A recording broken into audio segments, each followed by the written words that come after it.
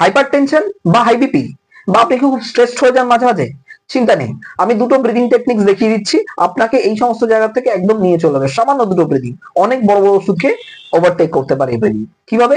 কোন একটা জায়গাতে নর্মালি একদম বসে পড়বেন আরামসে, অফিসেই যে 2 মিনিট পেলেন 2 মিনিট বসে পড়বেন, বাড়ির কোনো একটা জায়গাতে কোথাও কারোর সাথে ঝগড়া হয়েছে, প্রচন্ড মানে বুক ধড়ফড় করছে, আপনার হার্ট খুব ফাস্ট চলছে, কোনো চিন্তা নেই, আরামসে কোথাও একটা বসে পড়ুন, বসে কনসাস ব্রিদিং করুন। আমরা যখন ব্রিদিং নিই দ্যাট ইজ শ্যালো ব্রিদিং, মানে ছোট ছোট ব্রিদিং নিই, বাট এখন আমরা ডিপ ব্রিদিং নেবো। 4 কাউন্টে ইনহেল,